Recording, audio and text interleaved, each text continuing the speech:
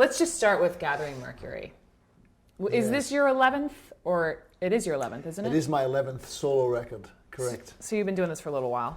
I've been doing it for a long time, since I was just a child. Which was, just not too long ago. No, it's a while ago, believe me. How does this album rank for you versus everything else you've done? Well, when you make a record, you always think it's going to be your best, and it usually is. I think about songs, like there's a song that I wrote called Overkill that I did with Men at Work, and that seems to have stood the test of time. Quite a few of those songs have stood the test of time, so I would put those songs up against anything that I've done recently. But as an album, the Gathering Mercury record is my favorite to date. I think it's got strong songs, and it's there is the emotional context of losing my father about a year ago. So everything even if the songs are not about him, that was as I say, that was the emotional context of writing and recording this record. And he was a singer and a dancer when he was young, so I feel like he helped me make this record. At what point were you making the record when you lost your father?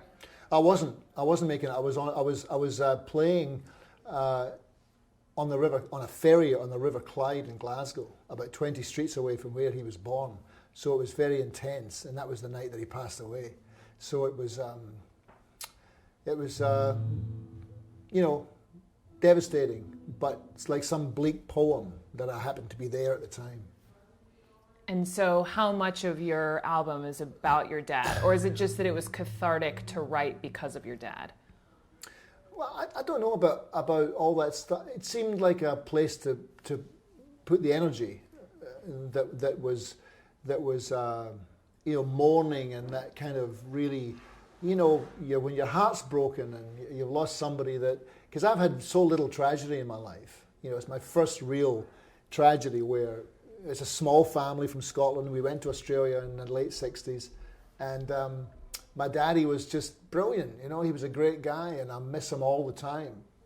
So, but everyone has a tale like that, but this is just, this is mine.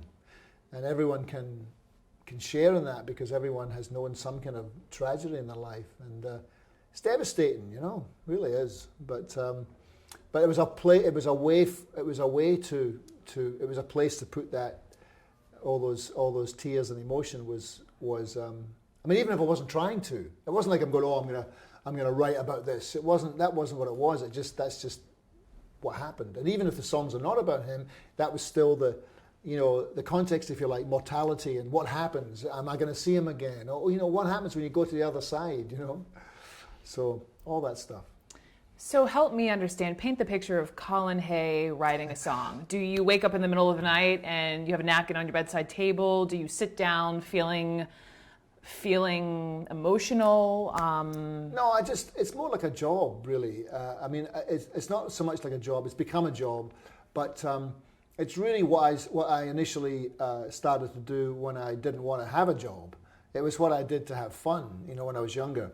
So I would play the acoustic guitar and come up with musical ideas and try and fit lyrics to them, and that's what I still do. And is there a certain time of day, a certain mood strikes, a few glasses of wine? how does that work? No, well, I don't drink anymore because I was too greedy and I had too much, so I stopped that. But I think that time is important with anything that you want to do that's creative. It's different for everybody, but for me, I like to try and have as empty a mind as possible. So I like to spend time and give yourself the opportunity to fail. So you sit in a room for, say, 3 or 4 hours and you think, well, I'm just going to sit here for 3 or 4 hours and do nothing. And, I have a guitar handy, but I don't have telephones and I don't have anything else. So I'm not doing anything else. And so if you let your mind idle for a period of time, it's like if there's a hotel lobby and there's a revolving door and an idea pops through the revolving door. If it's chaotic and there's bags piled up and there's people running everywhere, it probably will turn around and go back out again. Whereas if the idea comes in and there's a beautiful fountain and it's quiet and there's a sense of calm, then it's more likely to hang around and stay for a while, and then you can work on it and that idea can germinate and you can end up with a song. You speak with such imagery, I can see. I mean, your songwriting is amazing. And so I have one question. This is super cool for me because I do love many of your songs. But I want to ask you if you can even remember where you were when you wrote this. For Waiting for My Real Life to Begin, you write, and you say, just be here now, forget about the past, your mask is wearing thin. Let me throw one more dice, I know that I can win, I'm waiting for my real life to begin. Where were you then? Well, when I wrote that song, well, I was with my friend Tom Mooney that came up with that title, the title for the song, because he is a drummer, and we were doing some work together, and he would come around to my house every day with donuts. Too many donuts. And one day he came around, I said, how you doing, Tommy? And he said, well, you know, man, he said, I'm just waiting for my real life to begin. And I thought, that's a great title for a song. And it's almost like sometimes people give you a title or an idea, and then it opens a door. So when he said that, he went off to do something else, and then I wrote down the whole song. It kind of popped out in about half an hour, 45 minutes, all the lyrics. Half an hour you wrote that song? Yeah. Well, the music came quite simply, and then it seemed like the words just came out very easily because that door was open. But I think it was something that I'd been thinking about for quite a while, and that title just was a catalyst because I think we all do that. I wrote that song just after I came to live in California, and I'd been living in Melbourne, and I'd drinking, all crazy friends, and thinking about the past, thinking about the future. Very rarely do we actually just, be where we are, and we're always thinking, next week everything will be cool, or it was better back then, and everyone's obsessed with what's been or what's to be, and very rarely do we actually just go, well, that hasn't happened yet. All we really have is this moment, and so that's what we should concentrate on. It's quite easier said than done, but just be here now. But it's a nice idea. And are you able to do it? Well, I'm working on it, and when you can let that in, it can be quite profound, and it can be quite life-changing. Let me soak that in for a moment. Do you have an iPod? Yes. Who are your top 5 most rotated songs or bands right now? Well, I don't have any really that I don't have lists, and I don't have top 5 things, and I don't have things that rotate. But I did buy, I bought the new Ron Sexsmith album because I'm a huge fan of his. I think he's one of the great songwriters of our time. And then I re-buy things. What else did I buy?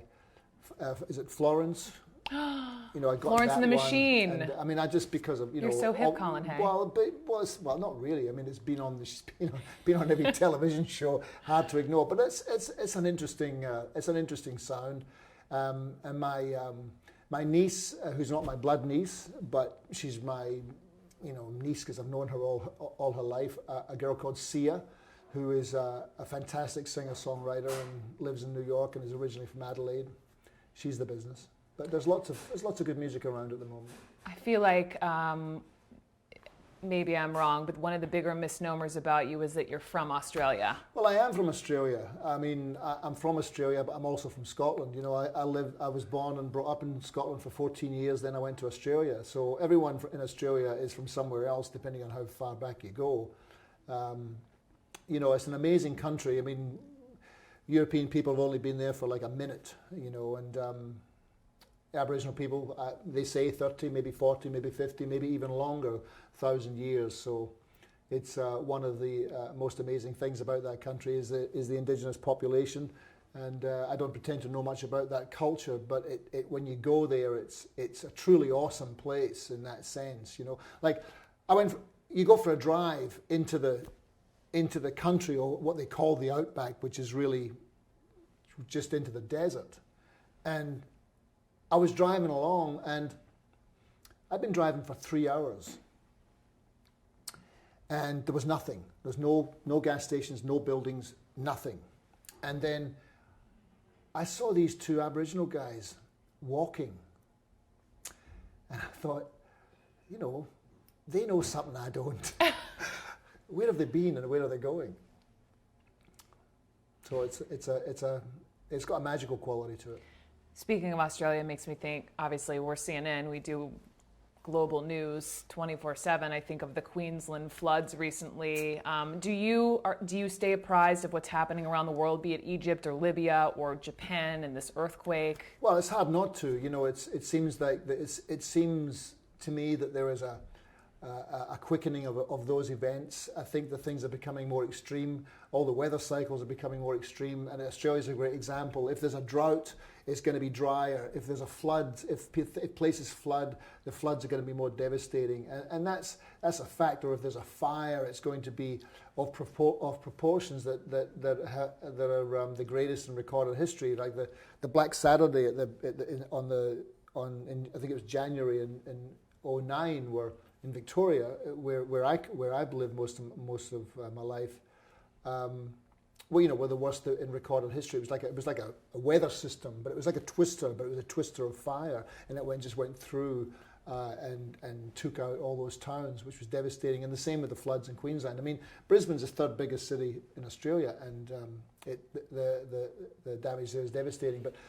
And even Katrina, whatever you want to mention, it's the weather cycles are crazy, and I think it's our own doing. Is there any one story, though, whether or not, either in the United States or globally, that's really gripped you or enraged you recently? Recently? Well, there's lots of things that enrage me, but the things that really enrage you are just people who have either the wool pulled down over their eyes, or they're just trying to trick you, or they live in fear, or they're just like in some kind of denial of what is actually happening in the world, So,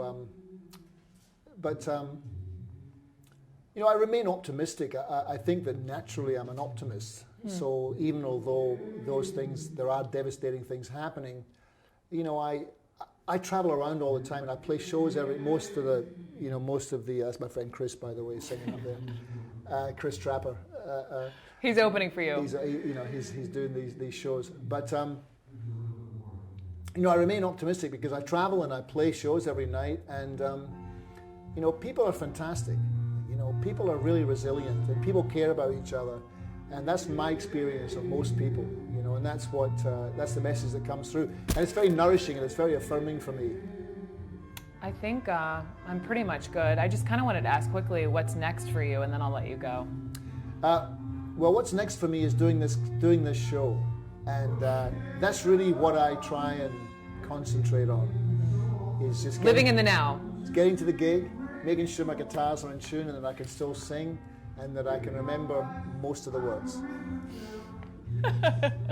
You do a pretty good job. Thank you so much. My pleasure.